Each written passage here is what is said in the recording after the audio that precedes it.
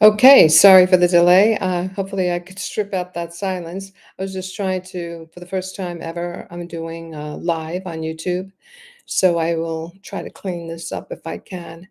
Um, Here's what I wanted to talk to you about. First of all, my name is Pasca. I run a Facebook group called Connecticut for Responsible Technology.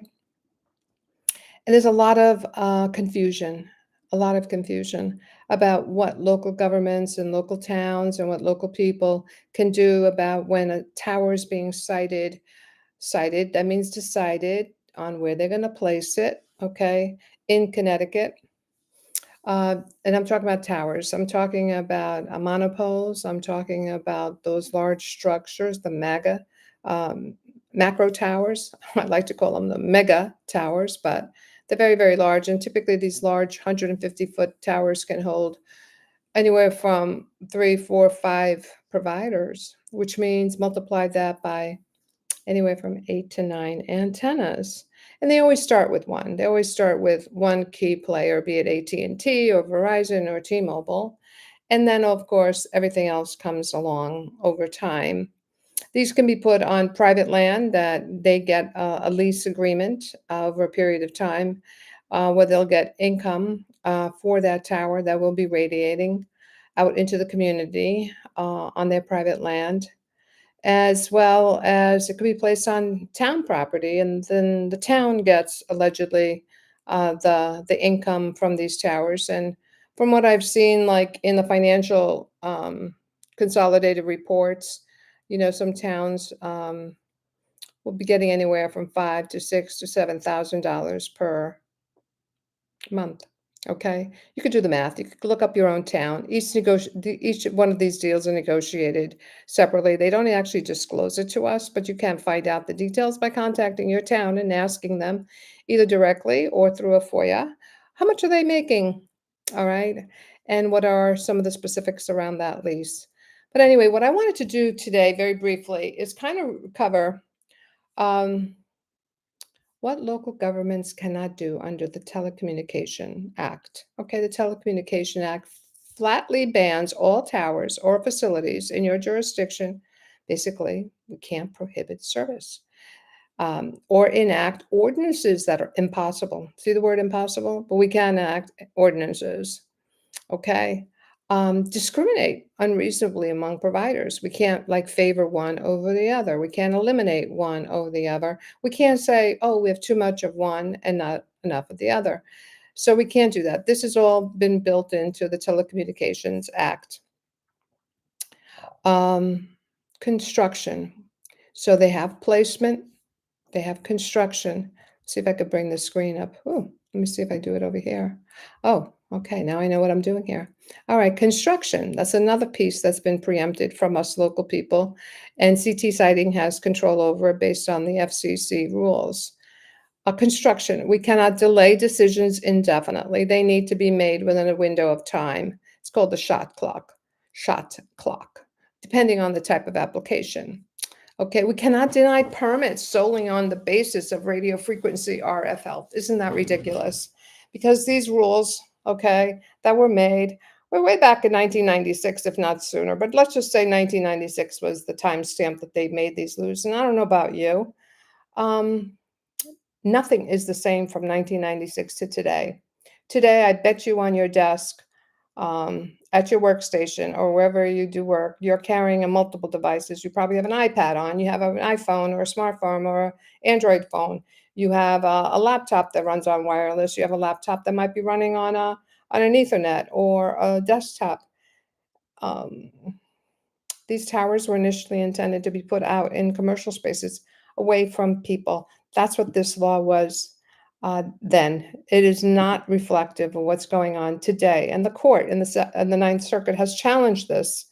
And we still have these guidelines in place dictating where these groups are allocating towers in our communities. We can't impose conditions that effectively block a carrier from filling a significant gap in coverage. Well, guess what? We can block them. if they can't show a gap in coverage. And specifically, the court has cited they have to show a significant gap in coverage. It can't be just, oh, a 20-second, drop.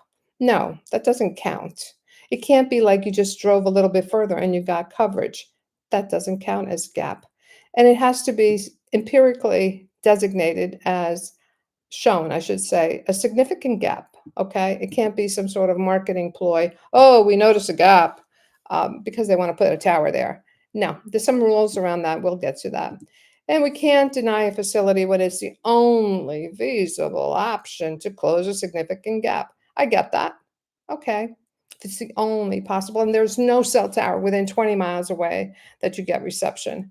Trust me, today's world, today's situation in Connecticut is we are saturated. Other third parties have indicated we are like 100% covered. All right. Now, clearly, are we covered in every square inch of our forests and our lakes and our rivers? No, and we shouldn't be. All right. We need to draw a line and we need to be smart about this. This is about responsibility. Okay. So when there is no full gap, there's no substantial gap, we could say no.